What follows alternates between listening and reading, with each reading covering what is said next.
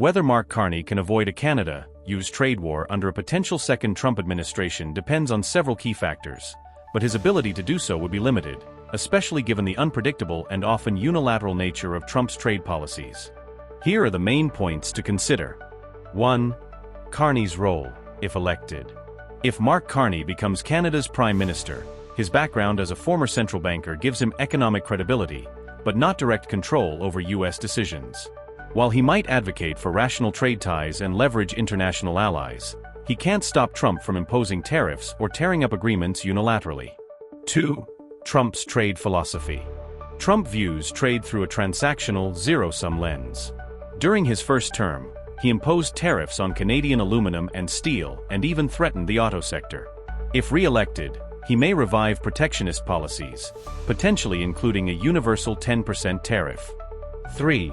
Carney's strengths. Carney has strong international economic ties and understands the intricacies of global finance and trade. He could build coalitions with the EU and others to counterbalance U.S. pressure. Use Canada's position in USMCA, the updated NAFTA, to argue legally against unilateral tariffs. Push for diplomacy early to reduce tension before any crisis peaks. 4. Limits of Canadian leverage. Canada remains heavily dependent on the U.S. market, about 75% of exports. Even with savvy leadership, its leverage is limited. A combative Trump would likely not respond favorably to appeals based purely on logic or past agreements. Conclusion. Carney might delay or soften the blow of a trade war through diplomacy, alliances, and economic strategy, but avoiding it entirely would require cooperation from Trump, which history suggests cannot be counted on. As the U.S. heads toward another high-stakes election, Canada watches closely. If Donald Trump returns to the White House, could a Prime Minister Mark Carney prevent a devastating trade war? Let's break down the risks, realities, and the path forward. We are over the shock of the American betrayal. Trump is trying to break us so that America can own us. Our old relationship, based on steadily increasing integration, is over. Archive clips of Carney at the Bank of Canada, Bank of England, Global Economic Summits. The one that hated Trump, I think the least that won. Mark Carney isn't your average politician. A former central banker with a global reputation, Carney has worked in the financial trenches of London, Ottawa, and beyond. But politics? That's a different arena. Today we mentioned Mark Carney leaves for Washington, that meeting tomorrow in the White House. News footage of Trump's 2018 steel/aluminum tariffs, NAFTA renegotiations, press conferences. Trump's first term was a masterclass in economic disruption. Tariffs on allies. Trade wars with China. NAFTA out, USMCA in. Canada took hits and learned to brace for more. Not expect white smoke out of that meeting. I'm not sure what he wants to see me about, but I guess he wants to make a deal. Trump's first term was a masterclass in economic disruption. Tariffs on allies. Trade wars with China. NAFTA out, USMCA in. Canada took hits and learned to brace for more. Our focus will be on both immediate trade pressures and the broader future economic and security relationship between our two sovereign nations. Canadian trucks at U.S. border. Stats showing 75% export dependency on U.S. factory footage. Canada sends nearly 3 out of every 4 export dollars to the U.S. That's steel, lumber, autos, energy.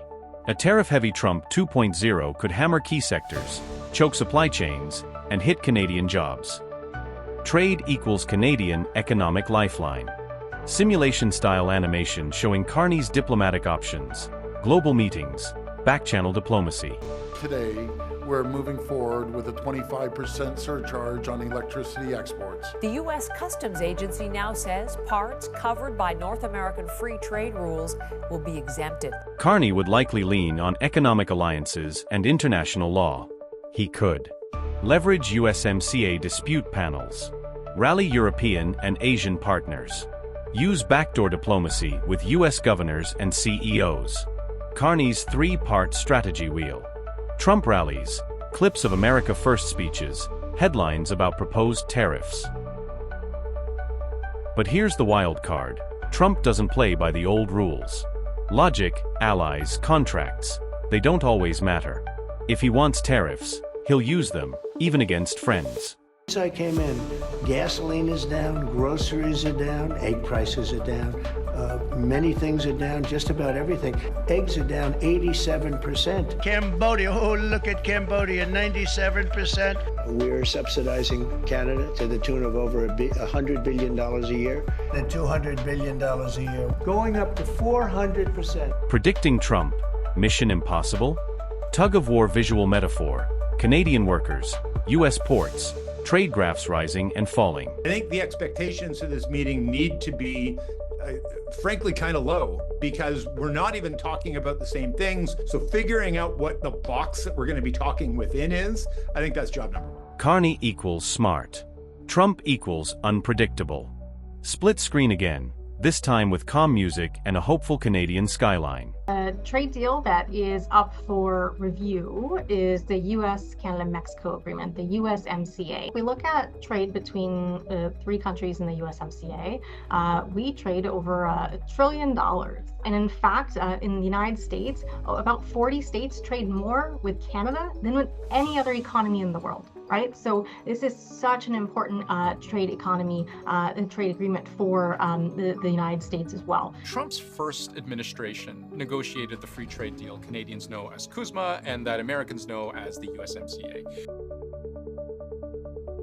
Canada's fate may hinge not just on its own election, but America's. As the world watches, one question remains: can diplomacy outweigh disruption?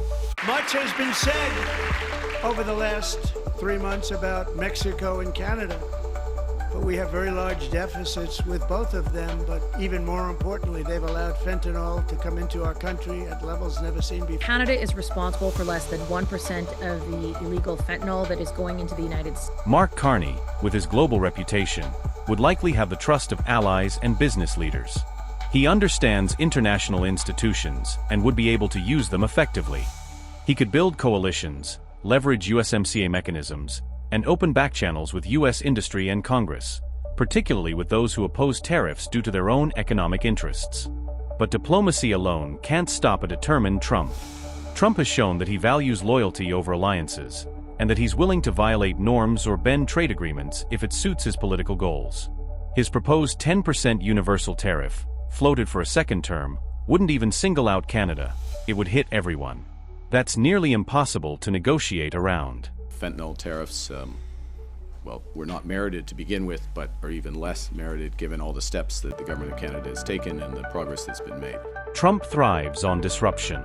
In fact, creating chaos is part of his leverage. So what happens? Best case, Carney contains or postpones a trade conflict by building pressure from U.S. businesses, allies, and legal mechanisms, especially if Trump is distracted or pragmatic. Worst case, Trump imposes tariffs anyway, and Canada is forced to retaliate, triggering a controlled trade skirmish, not a full war but costly. Most likely, some tension, limited tariffs, lots of negotiations. Not a full-blown trade war, but economic friction and uncertainty.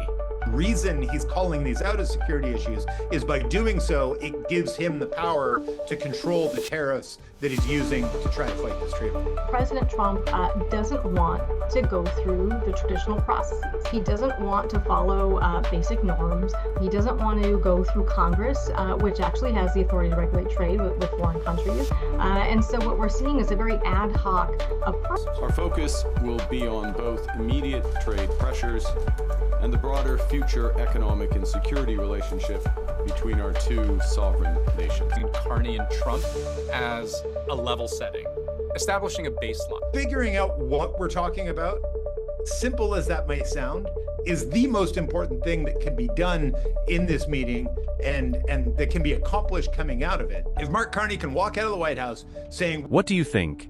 Can Carney prevent a trade war?"